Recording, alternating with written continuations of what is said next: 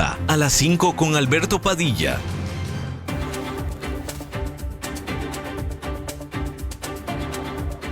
Inicia A las 5 con Alberto Padilla. Un programa diseñado con el objetivo de llevarte diariamente un tema de actualidad, acompañado siempre de reconocidos editorialistas. De lunes a viernes a las 5 de la tarde por CRC 89.1 Radio. A las 5 con Alberto Padilla. Hola, ¿qué tal? Saludos, bienvenidos a esta emisión de A las 5 con su servidor Alberto Padilla. Muchísimas gracias por estarnos acompañando. Gracias por estar ahí. Le mando cálidos saludos desde la señal de CRC 89.1 Radio en San José, Costa Rica, desde donde estamos transmitiendo hasta el punto, en el tiempo, en el espacio en el que usted nos está escuchando, porque estamos saliendo en diferentes vías simultáneamente, por ejemplo en Facebook Live, en la página de este programa A las 5 con Alberto Padilla. Estamos disponibles en el canal de YouTube de este programa. Estamos en podcast en las principales plataformas, Spotify, Apple Podcast y otras 5 importantes más. Estamos disponibles en TikTok también. Este programa que sale en vivo en Costa Rica a las 5 de la tarde se repite todos los días aquí mismo en CRC 89.1 Radio a las 10 de la noche. En esta ocasión me acompaña, como usualmente lo hace, tratando de controlar los incontrolables, el señor David Guerrero, y la producción general de este programa, siempre poderosa, desde Colombia, a cargo del señor Mauricio Sandoval. Bueno, pues como usted seguramente está enterado, decenas de millones de personas en España, pero también en Portugal, se quedaron sin energía eléctrica después de un apagón que comenzó al mediodía de este lunes en España.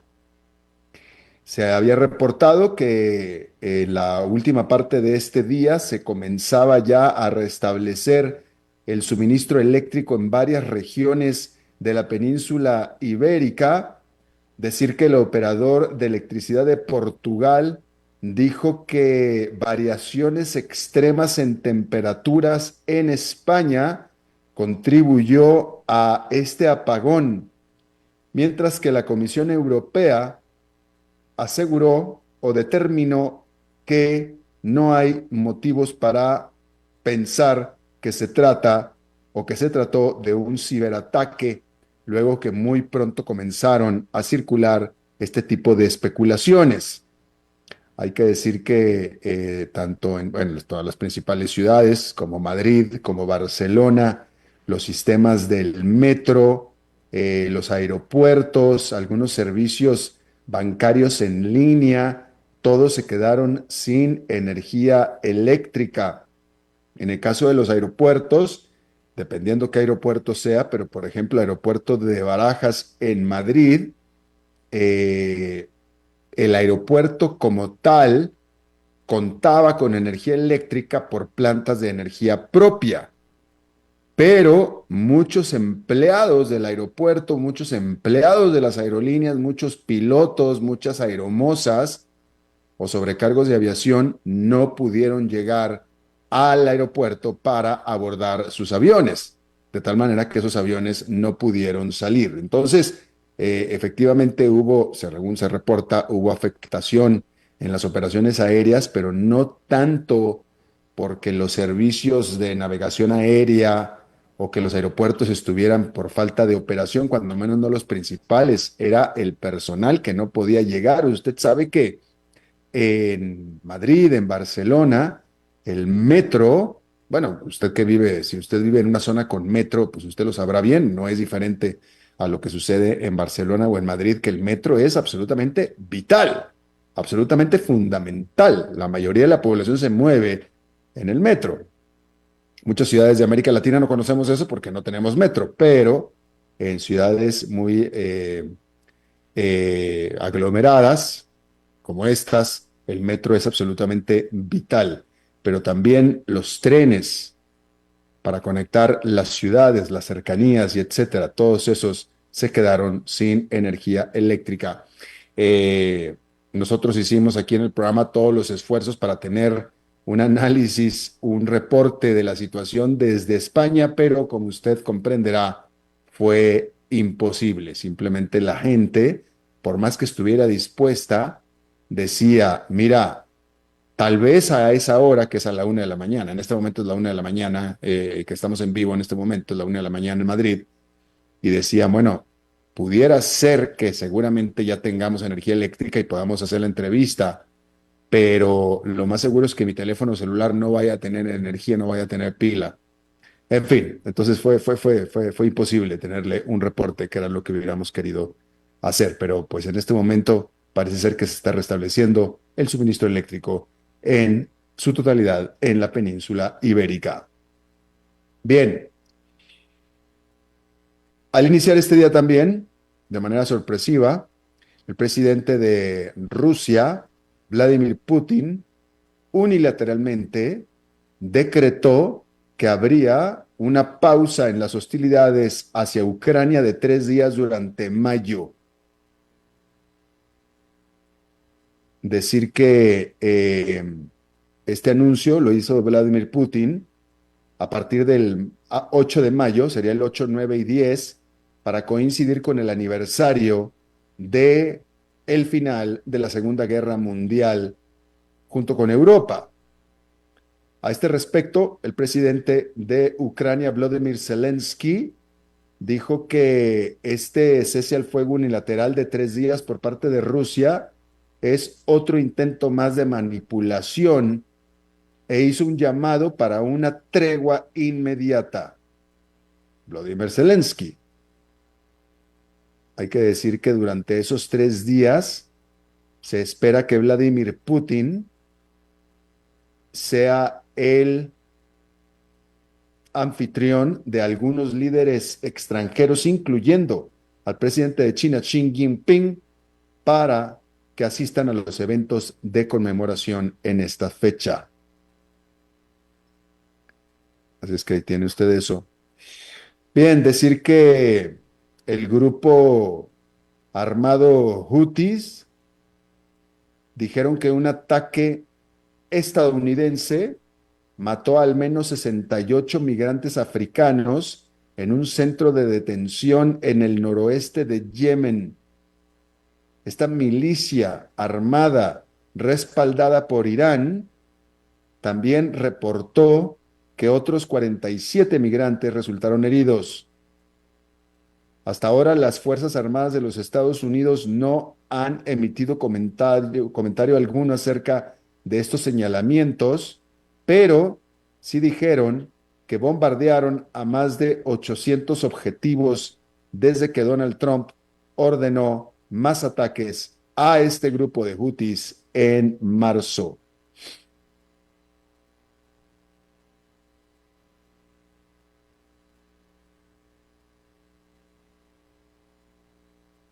En Italia, donde se está gestando una consolidación bancaria desde hace tiempo, hay que decir que el banco Mediobanca hizo una oferta por el Banca Generali por 7.200 millones de dólares, afirmando que se crearía un líder del mercado europeo. Este banco Mediobanca está tratando de evitar los esfuerzos de otro rival, que es el Monte dei Paschi de Siena, que es el banco más antiguo del mundo y uno de los más grandes de Italia, de ser adquirido por este. Este banco Monte dei Paschi de Siena había hecho una oferta por 14.000 millones de dólares por Mediobanca en enero. Mediobanca no se ha dado por enterada y entonces hace su movimiento para comprar a Banca Generali. No se sabe cuál es la respuesta hasta ahora de Banca Generali. IBM, la empresa tecnológica, anunció planes para invertir 150.000 millones de dólares en Estados Unidos durante los próximos 5 años, es decir, en lo que le queda a la presidencia a Donald Trump, incluyendo más de 30.000 millones para investigación y desarrollo de computadoras quantum. Esta firma de computación, IBM, este anuncio se da luego de anuncios similares por parte de Apple y de Nvidia, otras dos gigantes tecnológicas, y se da por sentado que la intención original es la de contar con los favores del presidente Donald Trump. El 23 de abril, IBM había dicho que perdió 15 contratos gubernamentales por los esfuerzos del presidente Trump de eficientar el gasto del gobierno. De nuevo, IBM es uno de los principales, o el gobierno de Estados Unidos son los principales clientes de IBM. Así es que tiene usted eso. Nepal dijo que en lo sucesivo solamente permitirá el acceso al monte Everest a escaladores experimentados con el objetivo de reducir las muchedumbres en lo que es la cima más alta del mundo. Nepal planea restringir los permisos a aquellos que hayan escalado al menos una montaña más alta que 7,000 metros en Nepal. Todo esto después de años sucesivos de señalamientos y acusaciones de que Nepal ha estado admitiendo a demasiados novatos para escalar el monte Everest, lo que ha llevado a literalmente colas allá arriba en el monte Everest, colas, líneas, colas para tomarse la fotografía en la cima del Everest. Y en estas colas se han causado varias muertes en los años recientes.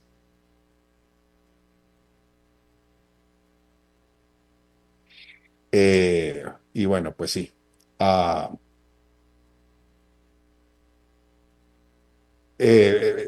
Vaya, es que estaba pensando, yo en lo personal no soy escalador, porque no soy escalador, pero soy senderista, montañista, senderista, y efectivamente, y esta es una discusión que hemos tenido en lo interno del grupo de senderismo, que ni siquiera, o sea, de nuevo, digo, yo aquí estoy tratando de decir que el senderismo es una actividad mucho más suave que escalar el Everest, ¿no?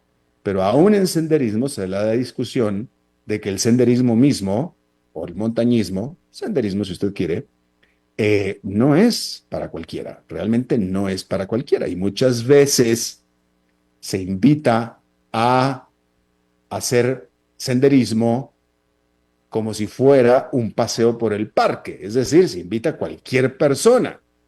Y después cualquier persona está teniendo problemas en medio de la jornada de senderismo por fatiga, por esfuerzo, etcétera. Y bueno, pues lo mismo debe ser escalando el Monte Everest, ¿no? Dudo que cualquiera vaya a ir al Monte Everest, cualquiera, pero sí cualquiera que se crea que puede subirlo, va y lo sube. Y contra esos es con los que está el problema. Y es increíble el pensar, el imaginarse, el visualizar colas allá arriba, a 8,000 metros de altitud, colas para tomarse la fotografía en el Monte Everest. Y bueno, pues ahí lo tiene usted. Bien,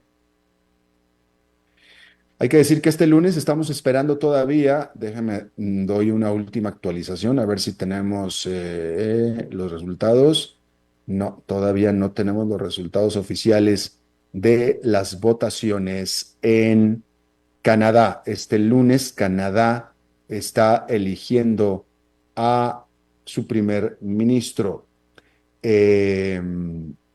Decir que esta campaña, el mismo hecho, la misma salida de Justin Trudeau y posterior campaña para el sucesor de Justin Trudeau no se pueden explicar sin la influencia del presidente de Estados Unidos, Donald Trump. Hay que decir que literalmente Donald Trump ha buleado, literalmente buleado a Canadá con aranceles y con sus comentarios imbéciles, porque esa es la única manera de definirlos, sus comentarios imbéciles de convertir a Canadá en el estado número 51 de la Unión Americana.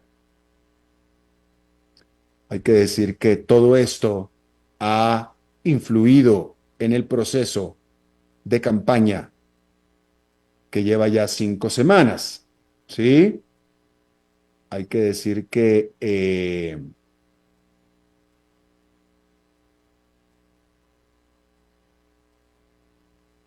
a Donald Trump, siendo Donald Trump, fíjese usted para que vea, y sobre todo, ¿dónde está invertida la cabeza? Fíjese, estamos hablando del presidente de Estados Unidos. Estamos hablando de lo que en Estados Unidos se le llama la oficina más poderosa del mundo. Y yo creo que se dice sin exageración. Suena fatuo, pero es sin exageración. ¿Sí? Y sobre todo en este momento, pero en cualquier momento, uno esperaría del presidente de Estados Unidos que se despertara un lunes en la mañana pensando, sobre todo cuando el país en particular está en una situación comprometida económicamente hablando, cuando la situación no está bien, claramente no está bien, cuando hay muchos problemas apremiantes que resolver, uno pensaría y desearía que el presidente de Estados Unidos se levantara un lunes a la mañana pensando en resolver esos problemas. O al final, como a mí siempre me gusta decirlo, cuando menos que se levantara los lunes en la mañana pensando en cómo poner, mantener y mejorar el techo sobre las cabezas de los ciudadanos estadounidenses y la calidad de los alimentos en las mesas de los ciudadanos estadounidenses. ¿Me explico? ¿Cómo mejorar el bienestar de la población que votó por él? Eso es lo que alguien esperaría del presidente, de su presidente por quien votó. Bueno, esta mañana, este presidente de Estados Unidos, que por lo visto tiene la cabeza en todos lados menos en donde la debería de tener, se levantó y lo primero que hizo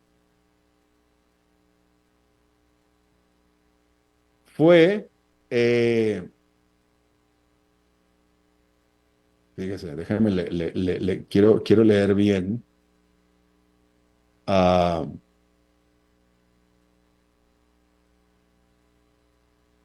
quiero encontrar exactamente la cita. Bueno, en fin, hoy en la mañana Trump se levantó para conminar a los canadienses, literalmente, para conminar a los canadienses para que elijan, fíjese lo que dijo este lunes Donald Trump. Conminó a los canadienses para que lo elijan a él, a Donald Trump, que lo elijan a él como su líder y así que se borre la línea artificialmente delineada entre los dos países. Eso fue lo que hizo por primera vez, o lo que hizo a primera hora del día de lunes Donald Trump. En eso está su cabeza. En eso. Francamente, si yo fuera, bueno, lo soy, pero si yo fuera un estadounidense que votó por él y que nació y que vive en Estados Unidos, estaría yo sumamente desdichado y sumamente frustrado. Sobre todo si mi futuro económico dependiera de él. Que se levante en la mañana conminando a los canadienses a que voten por él para que de una vez por todas se elimine la línea fronteriza artificialmente delineada entre ambos países. Todo esto ha dado por resultado, todas estas amenazas y bullying por parte del presidente de Estados Unidos, que haya un resurgimiento de patriotismo canadiense y por tanto de rechazo hacia Estados Unidos y hacia el presidente de Estados Unidos, que cosa que no existía antes y ahora lo existe. Y por tanto se espera, se adelanta ampliamente que el líder del Partido Liberal, Mark Carney,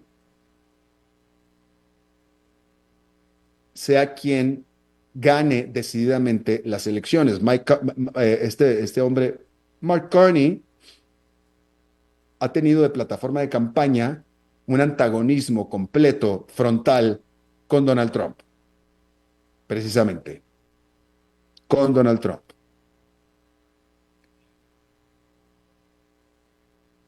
Justin Trudeau trató de hacerlo, él trató de hacerlo, pero mientras que nunca se le enfrentó literalmente de frente a Donald Trump, sí viajaba incluso hasta Florida para visitar a Donald Trump en su casa, en lo que se podía considerar un acto de debilidad. Mark Carney ha sido alguien mucho más confrontativo y mucho más una posición de dignidad, negándose a visitar Washington y a reunirse con Donald Trump.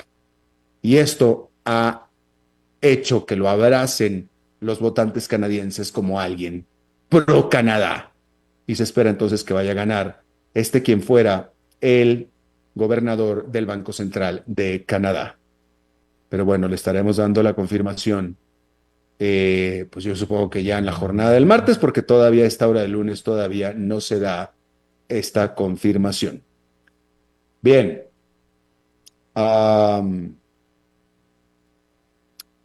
Volviendo un poco al tema del conflicto entre Rusia y Ucrania, decir que esta reunión imprompta de este sábado en la Catedral de San Pedro entre el presidente Donald Trump de Estados Unidos y el presidente de Ucrania, Volodymyr Zelensky, a solamente unos pasos del ataúd del Papa Francisco, ha levantado todo tipo de esperanzas de que se vaya efectivamente a dar un acuerdo de cese al fuego entre Ucrania y Rusia,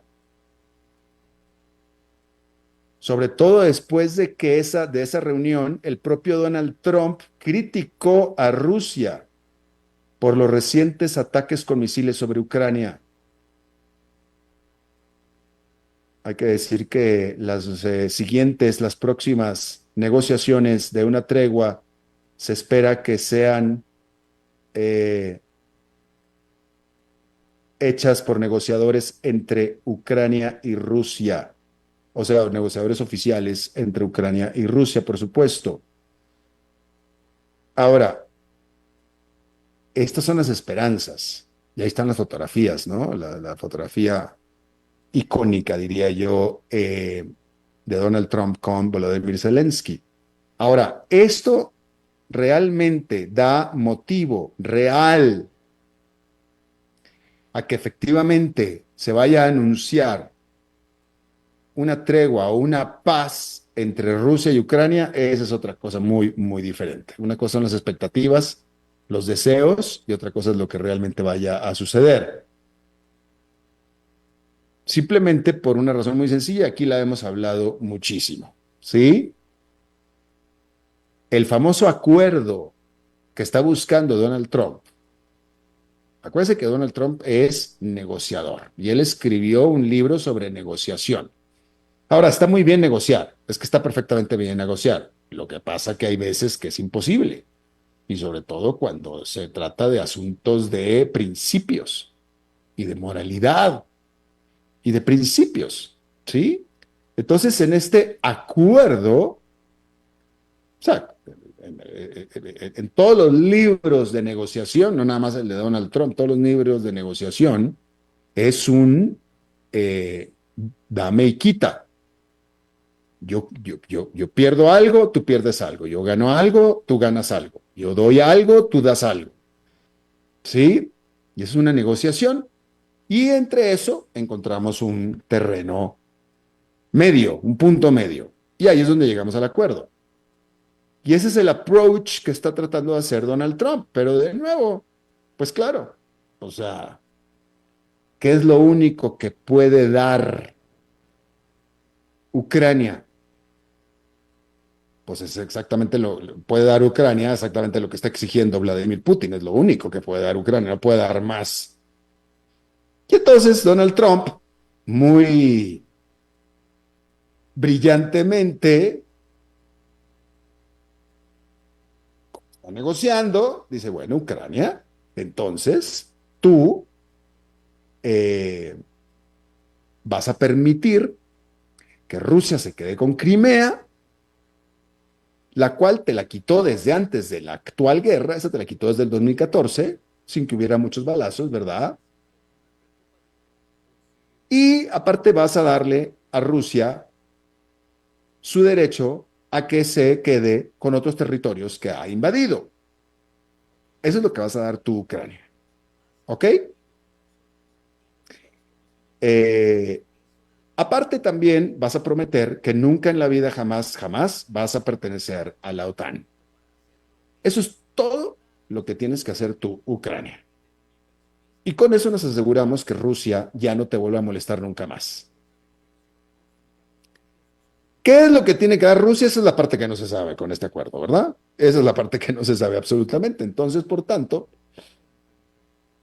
este famoso acuerdo que pretende Donald Trump es considerado por todos los que quieren a Ucrania como una traición hacia Ucrania, definitivamente.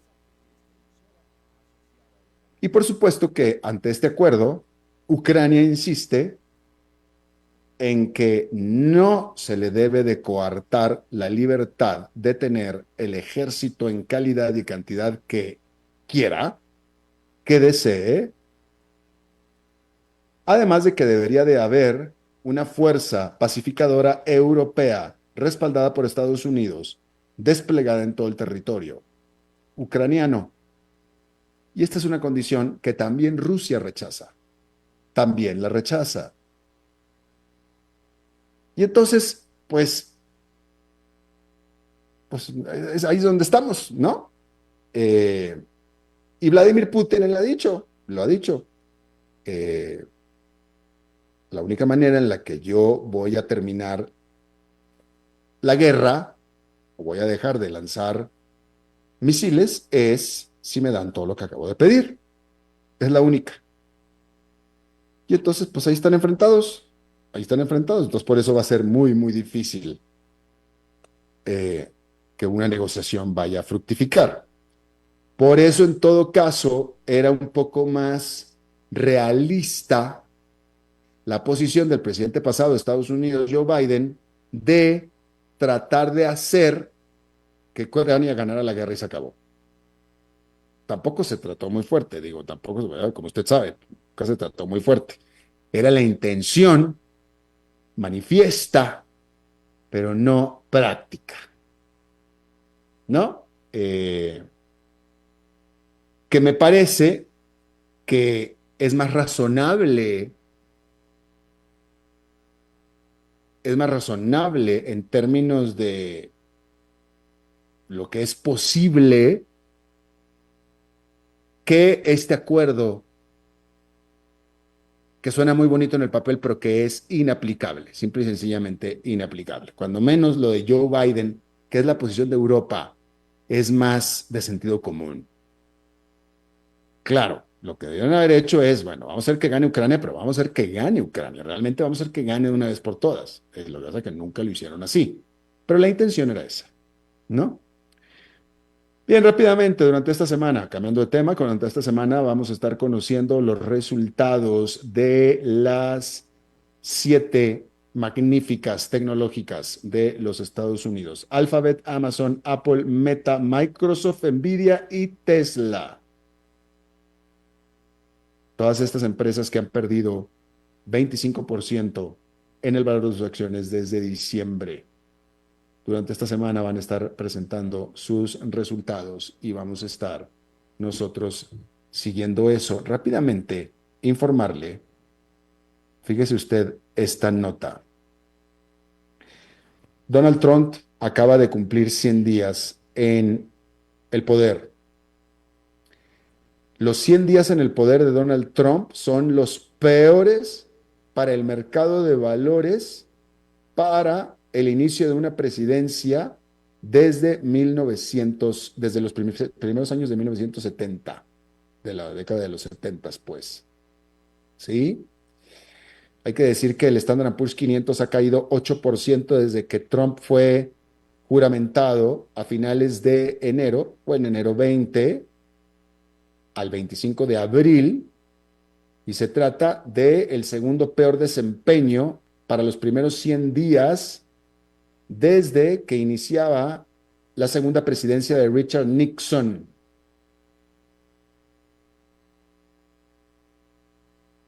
En ese entonces, el Standard Poor's 500 había caído 10%, ahora ha caído 8%, en ese entonces cayó 10, 2 puntos porcentuales más en 1973, y solo después de una serie de medidas económicas que tuvo que anunciar y que tuvo que tomar Richard Nixon porque estaba combatiendo un fuerte problema de inflación. Esos problemas no los tiene Donald Trump. No los tiene Donald Trump. Ahí Richard Nixon estaba realmente lidiando con un monstruo económico, con grandes problemas. En esta ocasión, no. Mucho se ha dicho y es cierto que los problemas que está teniendo el mercado de valores y la economía de Estados Unidos son autoinfligidos. Así es que ahí lo tiene usted. Hay que decir también, notar que la severidad de los desplomes en el mercado accionario durante los 100 días de la presidencia de Donald Trump son un total contraste con la euforia inicial en los mercados después de que ganó las elecciones en noviembre, con el Standard Poor's 500 tocando máximos históricos en medio de una gran confianza de las empresas y los empresarios de que una presidencia de Donald Trump iba a generar recortes impositivos y desregulación. Que decir que desde el día en que quedó electo Donald Trump al día en que fue juramentado como presidente el 20 de enero, el Standard Poor's 500 creció 3,7%. Desde entonces ha caído hasta ahora, como le decía, 8%. Ahí lo tiene usted. Vamos a hacer una pausa y regresamos con nuestra entrevista de hoy.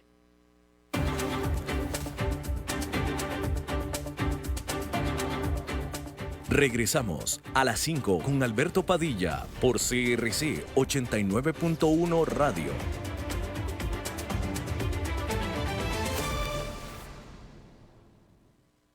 Ok, ya te has reído con nosotros, has aprendido con nosotros y nos hemos conocido más. Pero es hora de ponernos serios. El mejor momento para invertir fue hace 10 años y el segundo mejor momento para hacerlo es hoy. Entra a transcomer.com, convertite en un inversionista y transforma tu destino.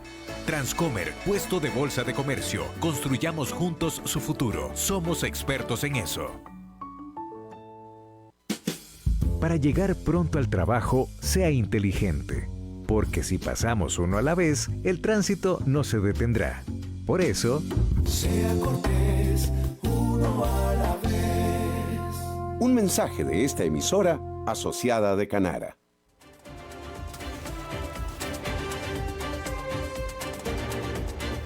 Continuamos escuchando a las 5 con Alberto Padilla.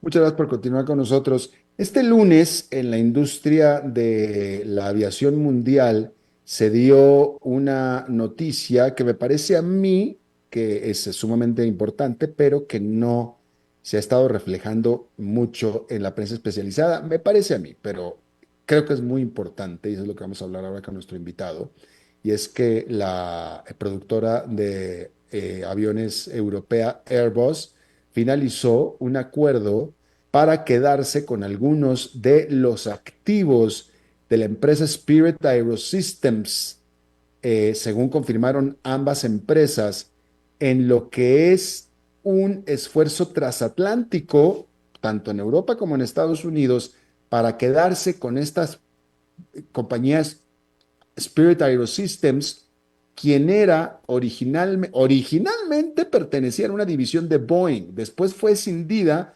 funcionaba como una empresa separada, tenía de clientes tanto a Airbus como Boeing, suceden una serie de problemas y ahora Boeing y Airbus se están quedando con las divisiones de esta empresa que les suplían a ellos de sus propias aeropartes y etcétera. Está con nosotros Daniel Ramírez, él es experto en temas de aviación mundial, actualmente administra y dirige su página especializada en información y noticias sobre este sector. Y bueno, Daniel, te agradezco muchísimo, como siempre, tu buena disposición a charlar con nosotros. Hola Alberto, un gusto y un saludo nuevamente a escucharte y un saludo a tu prestigiosa audiencia. Gracias. Cuéntanos, por favor, ¿por qué no nos pones sobre la mesa qué es Spirit AeroSystems, cómo se creó y cómo está ahora terminando?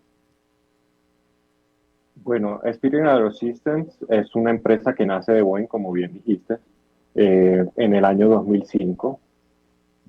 Boeing hacía parte del conglomerado de Boeing y por un número de acciones la sacan al mercado, esto con el motivo de recoger financiamiento normal dentro de las grandes compañías que a la vez que dentro de su propia empresa van creando otras gigantescas compañías, las pueden sacar a bolsa y con esto conseguir financiamiento. Sin embargo, en esta apuesta, 20 años después, aparentemente Boeing no logró mantener el control dentro de Spirit y es causa de muchísimo desprestigio ahora mismo para Boeing porque en el tema de los fuselajes, que es la especialidad de Spirit, es quien fabrica el fuselaje del famoso 737 MAX, por ejemplo. La calidad de estos fuselajes no ha estado a la altura y ha desprestigiado mucho a Boeing. Por lo tanto, han tomado la decisión de nuevamente integrarla dentro de Boeing para lograr controlar los estándares de calidad. Y pareciera que Airbus está haciendo lo propio. Sí, correcto. Al integrarse Spirit nuevamente a Boeing, Boeing vendría siendo un proveedor de Airbus. Sin embargo, sabemos que la competencia entre estas compañías es feroz. No se lo podían permitir. Entonces, han también adquirido las plantas que le proveen suministros a los Airbus A350, que es su avión de fuselaje ancho más exitoso en la actualidad, y el Airbus A220, que era el anterior C-Series de Bombardier, que era de fabricación canadiense. Ya. Y entonces ahora, esta es pregunta, ¿con esto ya queda totalmente definida y dividida Spirit AeroSystems entre Airbus y Boeing? ¿Ya no queda nada independiente de Spirit? Bueno, de Spirit queda una filial de una empresa pequeña en Malasia, que ellos están buscándole actualmente un cliente. Boeing se concentró en sus plantas que les sirven a ellos, únicamente y exclusivamente a ellos. Airbus hizo lo propio. De por sí se queda con plantas que son altamente no son rentables, deficitarias. De hecho, es a Airbus a quien le van a pagar unos $400 millones por quedarse con esas plantas de producción.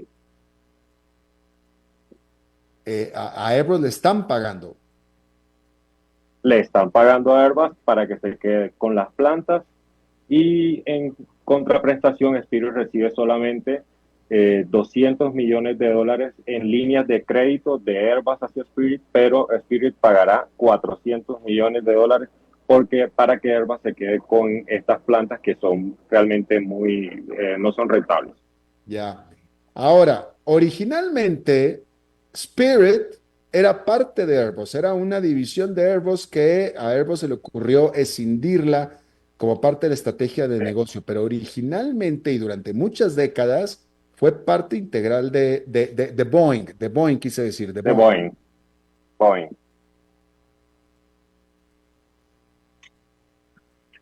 Sí, sí, correcto.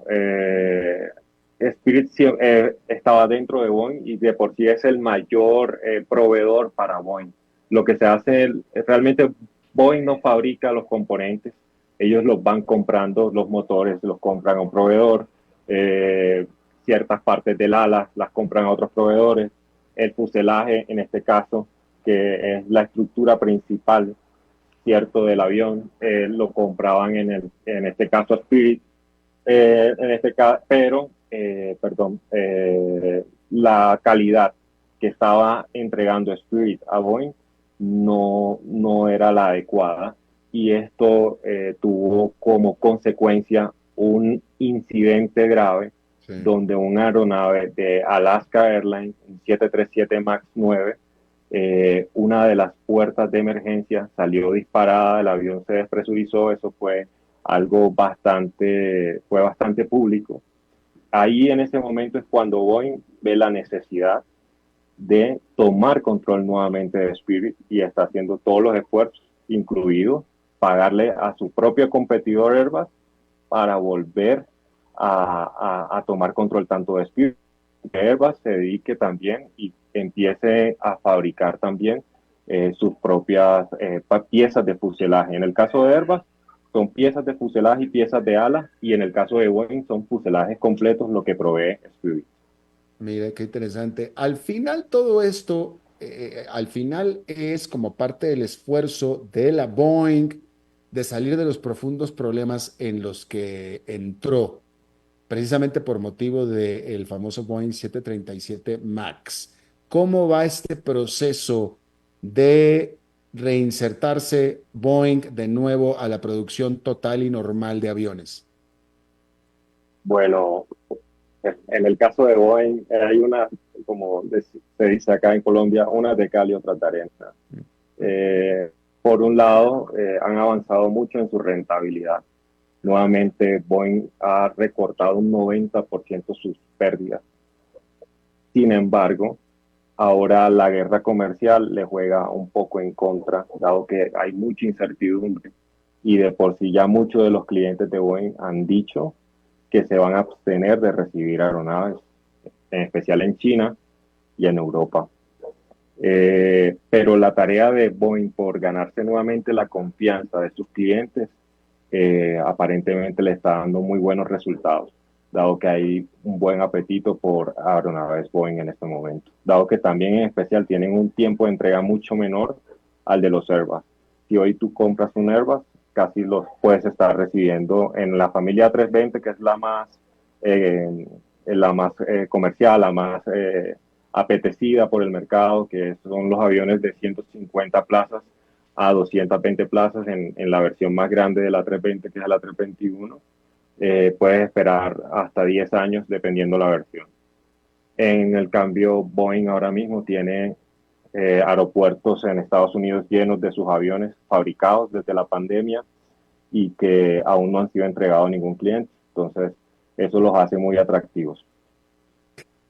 Y estaba leyendo, y te pido que si nos puedes profundizar y detallar, pero estaba leyendo que como producto del conflicto económico entre Washington y Beijing, por no decir entre Donald Trump y China, Sí. ahora la Boeing ya no entregará una serie de aviones que iba a entregar a aerolíneas chinas, y esto en realidad no es tan mala noticia para la Boeing. ¿Tú nos puedes detallar esto? Sí, bueno, la guerra arancelaria ha tenido unas consecuencias ciertamente algo negativas para Boeing en algún sentido, y es que ya estos aviones estaban listos y están configurados para estos clientes, con las especificaciones de estos clientes.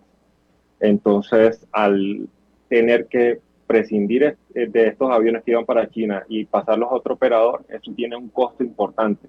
No solamente es cambiar la silletería, sino que los aviones están configurados para trabajar en un ambiente en específico, ¿cierto? Con unas condiciones en específico y con una legislación del país donde va a ser recibido en específico. Entonces, todas estas cuestiones hacen que sea algo costoso, ¿cierto? Y va a demorar un tiempo y va a seguir la cadena de suministros de Boeing en su último, que es la entrega, pues un poco congestionada. Sin embargo, desde la India ya han mostrado interés en adquirir y están adquiriendo estas aeronaves. De hecho, esta semana que pasó anterior, Air India recibió dos 737 MAX que iban para aerolíneas chinas, pintados aún con los colores de las aerolíneas chinas, lo acaban de recibir. Y en este caso hay una aerolínea de Arabia Saudita que es nueva, que se llama Riyadh, que patrocina al Atlético de Madrid. Es una aerolínea que apenas está naciendo, también ya ha mostrado apetito por quedarse con estas aeronaves que iban para las aerolíneas chinas. Entonces, en el mercado mundial en general hay apetito por nuevas aeronaves y aun cuando China no las reciba, habrán otros clientes que sí lo hagan y esto no va a tener mayor repercusión para Boeing más allá de retrasos. Efectivamente, y corroborar lo que nos estabas diciendo tú hace un momento, que hoy por hoy una aerolínea que quiera tener un avión, que quiera comprar un avión nuevo, es mucho más fácil que lo vaya a obtener y rápido por parte de Boeing que por parte de Airbus. Sí, correcto. Totalmente, la diferencia es abismal. Si tú hoy haces un pedido en Airbus, fácilmente demoras 3 veces más en recibir el avión que con Boeing. Entonces el éxito de Airbus también le ha servido a Boeing para lograr recuperarse.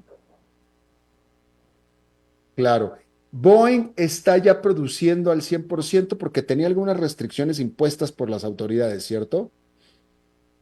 Sí, en el caso de Boeing, la última gran retraso que tuvieron fue la huelga que tuvieron, que sufrieron y estuvo vigente por al menos 1 o 2 meses, en los cuales no se produjo un solo avión. En estos momentos están produciendo todavía no a la capacidad que tenían antes de pandemia, pero sí han recuperado gran parte de su producción. Igual como vuelvo y te repito, Boeing ahora mismo tiene decenas y decenas de aviones, en especial el 737, que es la cadena, es el avión que más inconvenientes ha tenido. Tiene decenas de estos aviones aparcados y a la espera de que los clientes lo puedan recibir. Ahora, fuera de estos problemas de producción, que eran problemas en el proceso de producción, el avión, el 737 MAX como tal, es un tremendo avión, es gran calidad, muy bueno. Es una excelente aeronave, es un excelente avión. Luego de las modificaciones que se realizaron una vez que estos aviones quedaron en tierra, luego de los 2 accidentes muy famosos, se le hicieron las modificaciones necesarias a la aeronave y actualmente es un avión extremadamente seguro, extremadamente confiable para sus operadores y ante todo muy económico de operar para las aerolíneas. Realmente es un avión de 180 pasajeros en la versión intermedia y que puede volar unas 7 horas realizando vuelos de, por ejemplo, desde Manaus, desde Brasil, conectando a Orlando, conectando a Punta Cana, en el caso de Buenos Aires, Punta Cana, que es un vuelo que anteriormente solamente era hecho con aeronaves de fuselaje ancho. En este caso, un pasillo único lo hace y a unos costos realmente muy, muy inferiores. Bueno, pues Daniel Ramírez, experto en temas de aviación mundial y tiene su propia página especializada en información y noticias al respecto. Te agradezco como siempre tu buena disposición a charlar con nosotros, Daniel. Vale, listo, don Alberto. Muchas gracias, hasta luego, feliz noche. Gracias, hasta la próxima. Y bueno, siendo lunes, vamos a terminar esta emisión hablando de bienes raíces con el experto, nuestro experto en esta materia, Eugenio Díaz. Hola, Eugenio, ¿cómo estás? Estimado Alberto, muy buenas tardes, tengas tú y todo tu auditorio, y me da mucho gusto estar aquí con ustedes nuevamente hoy lunes. Les quiero comentar que el día de hoy voy a tocar un tema, estimado Alberto, que muchas personas nos han preguntado, y es que cuando alguno de nuestros radioescuchas tienen un inmueble y deciden rentarlo, necesariamente tendrán que hacer un contrato de arrendamiento. Pero ¿cómo finalizar este contrato? Y este es un tema que mucha gente se pregunta. Así es que el primer consejo es: no llenen ustedes un machote de contrato preestablecido. Siempre cualquier inmueble, cualquier situación, inclusive el perfil del inquilino, merece tener un contrato especial para esa propiedad en el momento que decidan darlo en arrendamiento. Es muy importante que usted consulte a su abogado de confianza, a su abogado, y que le pueda decir cuáles son las situaciones, cuáles son las condiciones que pactaron y la negociación que se llevó, para que él le pueda confeccionar de la mejor forma posible el contrato de arrendamiento para esa propiedad y para esa operación en especial. Se da mucho acá en Costa Rica, estimado Alberto, que se usan el contrato de hace 5 años o de hace 10 o el que usé para la otra propiedad, le quito datos y le lleno con los nuevos. No se los recomiendo, porque créame que es muy importante, sobre todo si usted es el dueño de la propiedad, que tenga mucho cuidado con el inquilino que va a poner ahí. Y un contrato de arrendamiento pudiera ser que se termine antes por cualquiera de las dos partes, pero ojo, el inquilino pudiera darlo por terminado avisando con cierto tiempo de anticipación, más el propietario tendrá la obligación de cumplir ese tiempo de arrendamiento. Es todo esto de acuerdo a la ley de arrendamientos y subarrendamientos urbanos. Hay un plazo mínimo de 3 años que se debe de respetar por parte del propietario. Sin embargo, hay situaciones en el que hay que finalizar el contrato por algún motivo, y hay que finalizarlo antes.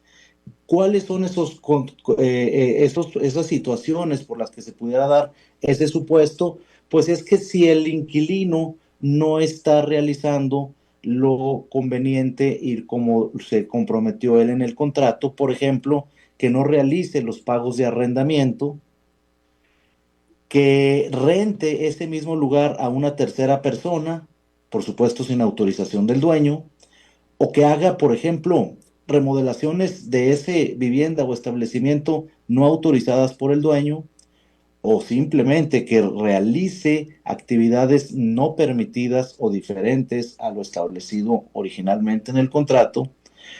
O por último, pongo otro ejemplo, aunque pudiera haber muchos más, que realicen actividades ilícitas dentro de ese inmueble, ese inquilino. Por supuesto que en ese tipo de casos el propietario sí podrá dar por terminado el contrato antes de esos 3 años, cuando él detecte estas anomalías, pero tendrá que seguir siempre un proceso.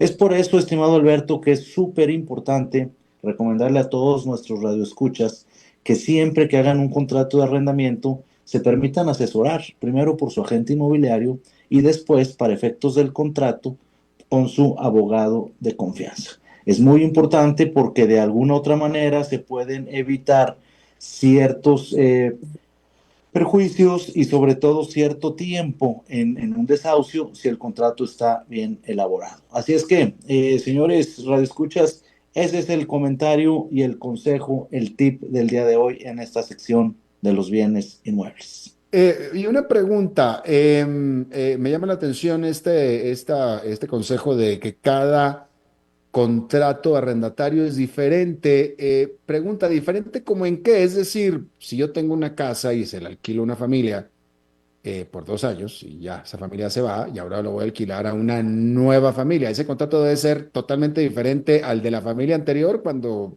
es básicamente lo mismo.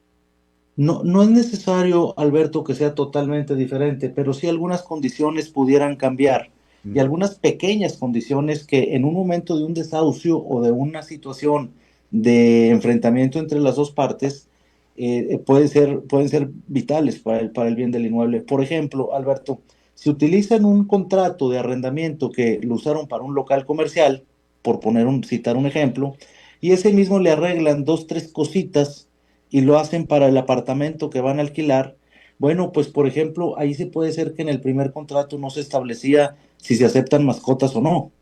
Y es muy probable que así se vaya, así se firme, no se establezca ese punto. ¿Y qué tal si el dueño no quería tener mascotas en el apartamento que está alquilando o que está dando en alquiler? ¿Y qué tal si el inquilino llega con 2 o 3 o 4 mascotas? Entonces es un problema, más como no lo dice el contrato, ese propietario pues no podrá argumentar que el inquilino no puede. Entonces ese tipo de cositas Ya, las podemos evitar si lo hacemos con traje a la medida. ya, buen punto. Bueno, ¿tu programa de los sábados? El programa Club Inmobiliario Radio, el cual te invito a ti y a todos tus radioescuchas a sintonizarnos por esta misma emisora CRC 89.1 Radio, los sábados de 1 a 1:55 de la tarde, un programa enfocado únicamente a los bienes raíces, al mercado inmobiliario, tanto nacional como internacional, con temas importantes e interesantes invitados cada semana. Bueno, pues Eugenio Díaz, como siempre, muchísimas gracias, como cada lunes. Muchas gracias a ti, estimado Alberto, y a todo el auditorio. Un saludo. Les deseo que sigan teniendo una feliz semana. Igualmente para ti, también para ustedes. Eso es todo lo que tenemos por esta emisión de A las 5 con su servidor Alberto Padilla. Muchísimas gracias por habernos acompañado. Espero que termine su día en buena nota, en buen tono, y nosotros nos reencontramos en 23 horas. Que la pase muy bien.